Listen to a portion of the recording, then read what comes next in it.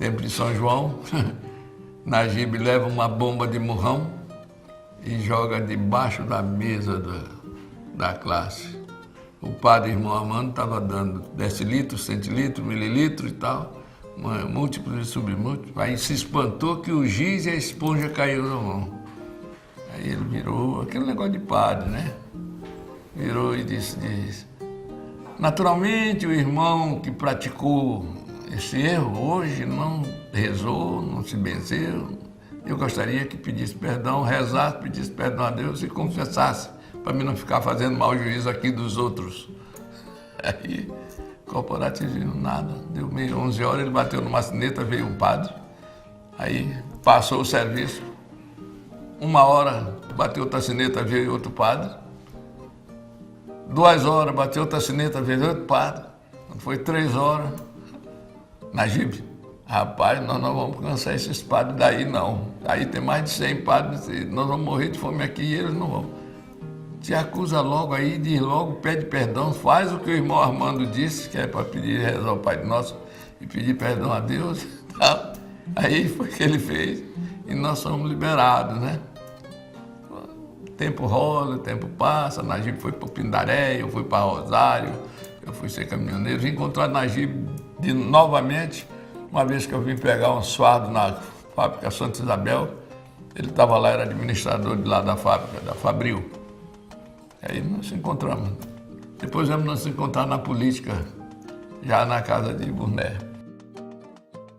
Nesse ínterim, o meu filho, Luiz Carlos, foi colega dele. Naí também foi, mas Naí já em outra classe, né? E papai o pai desse aqui não veio hoje aqui buscá-lo, deu uma carona para ele aí, para levá-lo em casa e tal. Vamos embora. Quem é filho de Najib. Aí eu contei a história para ele, né? Aí eu vim um dia ali perto da Refesa e aquele carro passou por mim e me trancou. Lá desce Najib de lá. Sacana, filha da puta, filho de uma égua. Tu é besta, sacana. Tu foi contar aquela história da bomba na classe e tal para meus filhos. Agora eu não posso dizer nada para eles, que eles vêm com aquela que nunca tocaram, são mau aluno, mas nunca tocaram bomba dentro da classe, que o giz caiu da mão do padre e tal. Eu fiquei agora sem moral, não posso dizer nada, tu é que é culpado. Um depósito de cimento dele ali pelo anel viário, e o caminhão dele passou e quebrou o retrovisor, passou muito perto e quebrou o retrovisor do lado esquerdo do ônibus nosso. Aí o motorista pegou e seguiu atrás do caminhão e foi lá. Chegou lá, saltou, foi onde Najib, lá no depósito. Aí ele veio fora e disse, olhou, empresa São Benedito, de que senhor não é de Benedito Pires? Diz, bom, vou pagar, pode vir aqui que eu vou pagar agora. Quanto foi o prejuízo do espelho? Eu não sei, então eu vou dizer aqui para ele, vou pagar. Quanto é? Aí o motorista deu lá um valor estimado, tá? Papel cor-de-rosa, tá? Tipo papel de cheque, o tamanho do cheque, direitinho, ele botou. Irmão Banana, vai receber o dinheiro do retrovisor desse carro na puta que te pariu, filho de uma égua.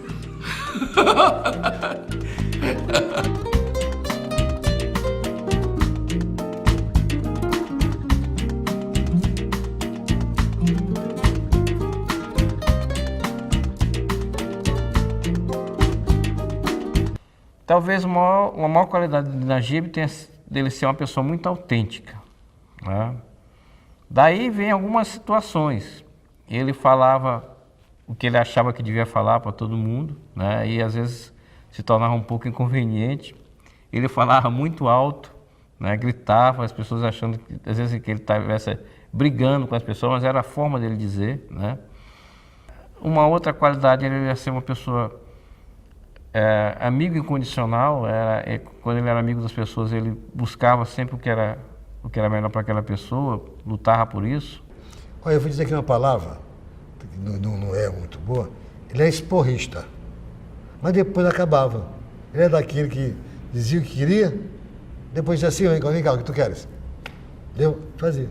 Nunca vi falar e no empregado o procurasse que ele não ajudasse. Qualquer coisa que ele queria, ele chegava e dizia diretamente pra gente, né? E não era com aquela zanga, ele era meio zangado, mas assim, que eu acho que daquilo era dele mesmo.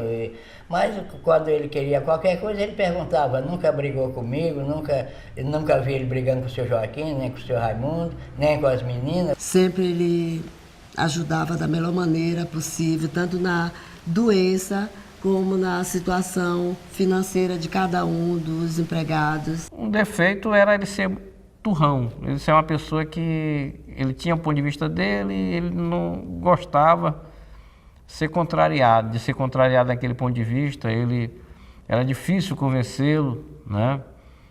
E eu senti um pouco essa dificuldade porque ele tinha algumas ações, né, que eu era advogado, tanto eu advogava causa de interesse dele na área política, ou seja, causa dos aliados dele, que ele me contratava para isso, como na área empresarial. Olha, o Najib, ele tinha o perfil dele, ele tinha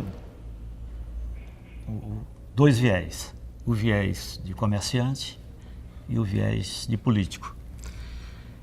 É difícil você fazer a separação entre esses dois segmentos, porque o Najib era competente nas duas áreas. Em Najib, é curioso, a consideração, o respeito, a veneração mesmo que o Najib apresenta em relação ao irmão. Era o irmão mais velho, ele, à maneira árabe, sabia que naquele momento em que o irmão estivesse falando, era o primogênito que estava falando, e debaixo do que todas as ações teriam que ocorrer, debaixo de cuja orientação, de cuja liderança, diremos.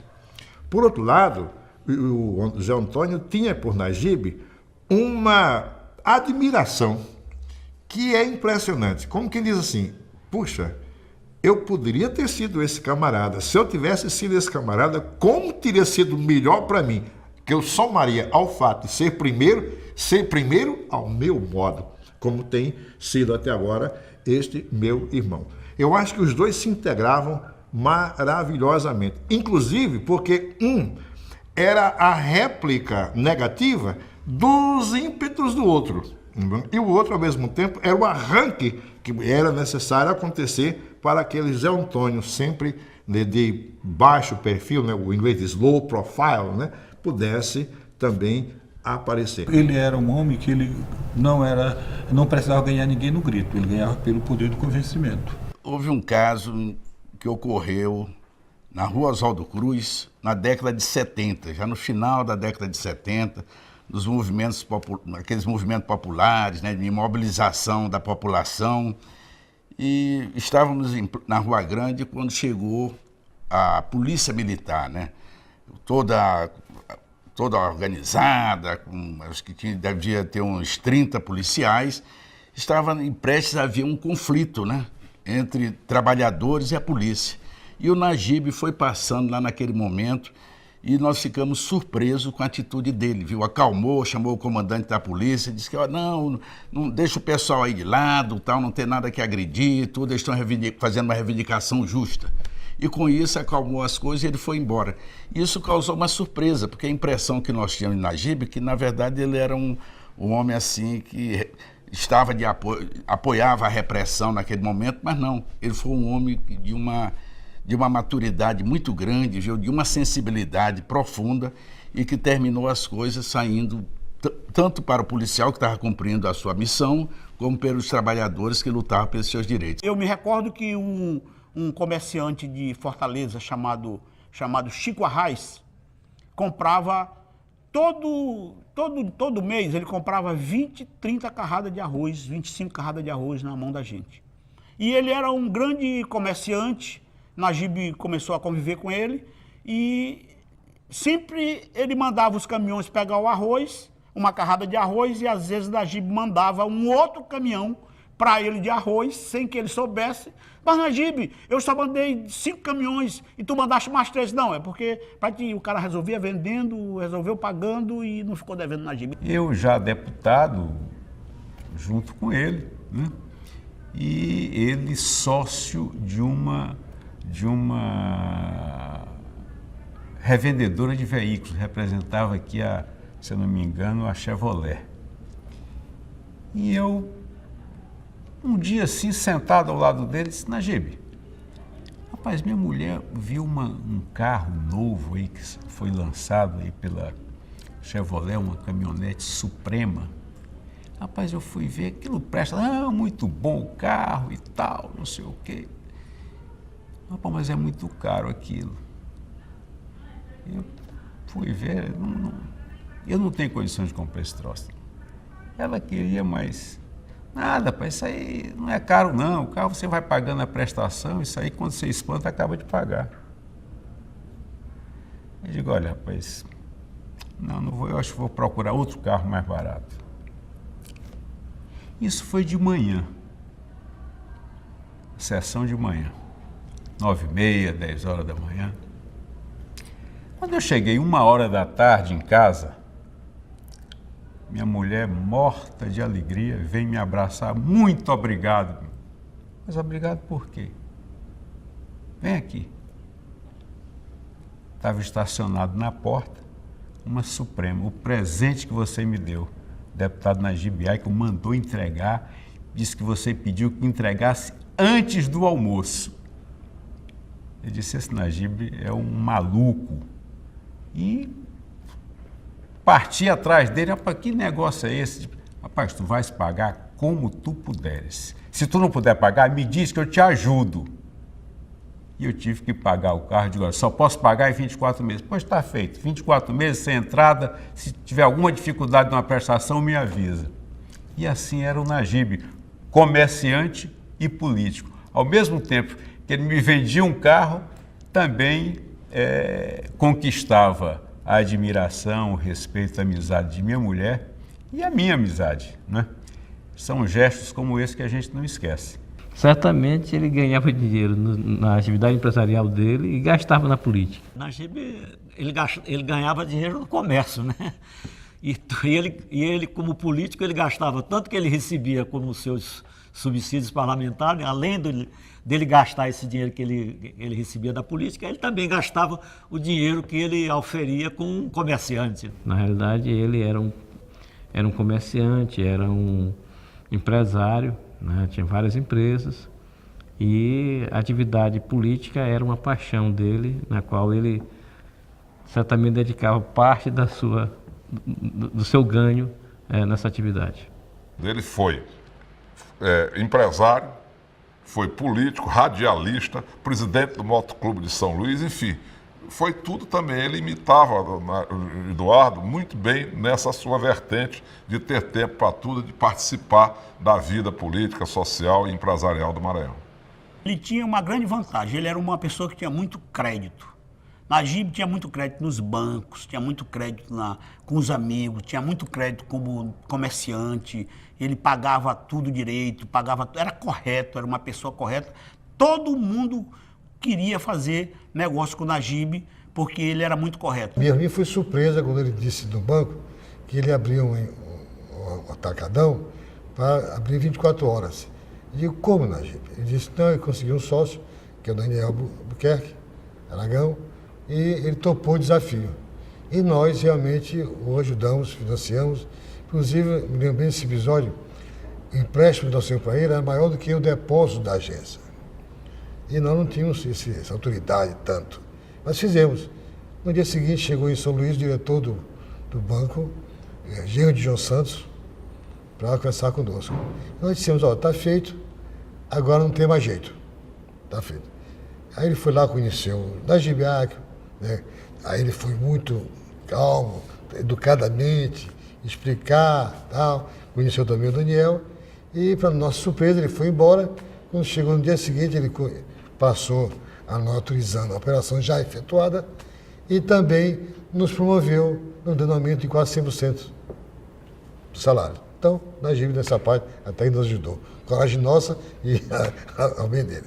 A despeito de ter entrado na política, se dizia naquela época, e dizia até hoje, que quando se mistura política com negócio, acaba não tendo. Não, mas o pensamento dele era que para ele ser político, ele tinha que ter uma sustentação econômica sólida que pudesse dar respaldo a ele. E isso ele fez. E foi um empresário sério. Foi um empresário cumpridor dos compromissos dele. Conheci o Najib em 67, quando ele tinha uma firma na Praia Grande, chamada De Barros, dirigida por Dona Estelita. Entendeu? Depois ele abriu a Meroca, se não me engano, foi o primeiro armazém norte do Nordeste, que ficava aberto 24 horas. E ficamos amigos, meu cliente exclusivo, meu de Antônio Leonardo, do banco, e fomos até em 80, quando eu larguei o banco e segui outro rumo, e ele, mas mesmo assim cuidamos amigos, sempre com as portas da Assembleia abertas aos amigos, os companheiros, e futebol também, o Motoclube São Luís, e eu Maquiana, e fomos sempre ligados. O bolso dele era o verdadeiro Winchester, o verdadeiro hard disk, era a memória de um computador, que ele tinha papéis envolvidos por uma liga, onde ele anotava tudo que tinha para fazer, tudo que tinha para pagar, tudo que tinha para receber, e ali era a memória dos negócios dele. Né? Aquele bolso dele era uma coisa fantástica. Ele, quando tirava aquele monte de papel do bolso, ali estava praticamente a memória do computador que ele não tinha, mas que aquele bolso funcionava como tal. Eu e o Leonardo, nós nunca analisamos o balanço, que era obrigatório analisar. Porque nós emprestávamos, fazíamos operação, como você falou, no bigode, das pessoas. Se nós fôssemos na GIBAC especial ver o balanço dele, era um débito e um crédito, numa folha de caderno. Era o balanço dele. Mas nós sabíamos quem era na GIB. Ele não tinha avalista. Ele assinava, tipo, Meruoca, não sei o quê, e na GIBAC aqui do lado, ele assinando lá e era aqui, conosco lá no banco. Dado o crédito que ele tinha com a gente e o comportamento dele com relação ao banco. Não foi porque era meu amigo, não. Porque ele foi cliente de outros bancos e a gente trocava informações bancárias e ele também era assim. Antigamente, o banco não era tão controlado como é hoje, o Banco Central. Então, o cheque para compensar levava 4, 5 dias. Duplicado, ninguém ia cobrar nota fiscal, tal, no CNPJ, tal. A gente mesmo sabia que aquilo era, chama-se cheque voador ou duplicata branca. E a gente fazia porque sabia que eles precisavam de apoio. Nós, principalmente eu e o Leonardo, sempre procuramos prestigiar as pessoas maranhenses. Sempre brigamos por isto. Como Iluminagem, Museu Saldanha, a Prova Jesus, Museu do Jesus, Portal Jesus, o Nagibiac, Raimundo Macedo, Nicolau do Alibe, Henrique do Alibe, Brasil, Miranda. Se for contar, Valdir, Lourenço Martins Garcia, é uma infinidade de pessoas e todos amigos. Um ajudava o outro, um confiava no outro. Então nós sabíamos que havia ali uma certa jogada, mas fazíamos porque confiávamos. Ele não tinha negócio de pagar no dia seguinte, ele pagava era no dia, mesmo que no dia seguinte ele tirasse de novo, mas ele pagava naquele dia. Eu nunca fiz uma reforma, como se chamava, de um empréstimo feito na GIB. Para nós, tivemos a honra de nunca perder uma operação em São Luís.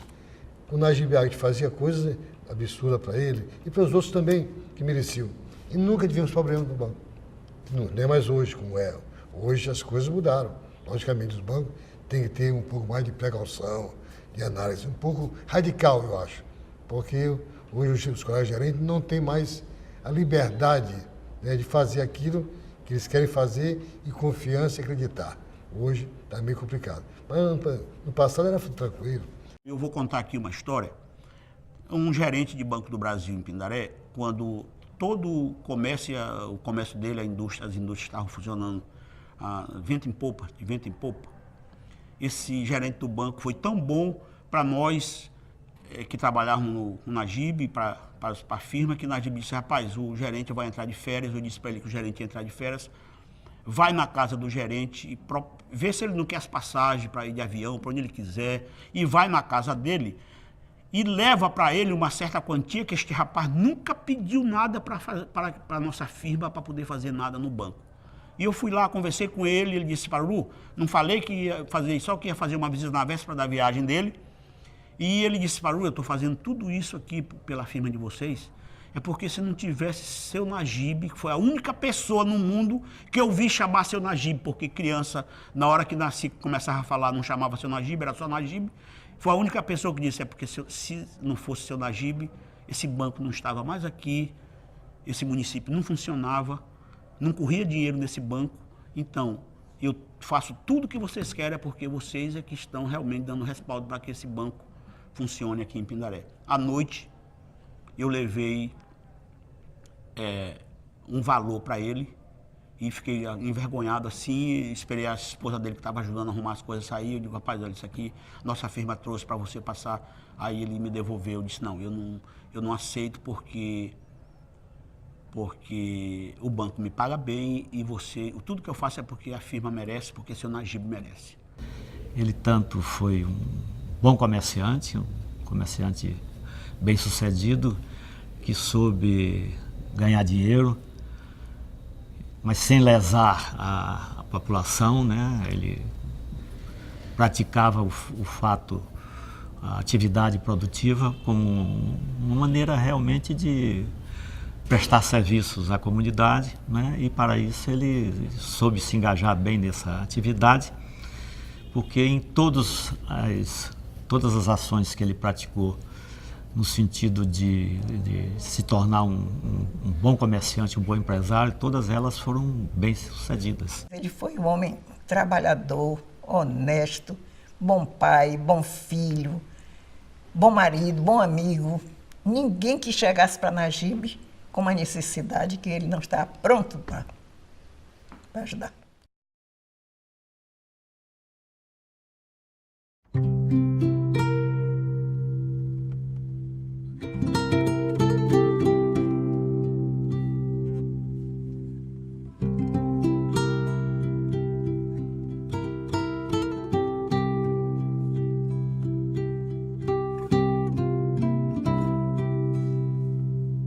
Thank you.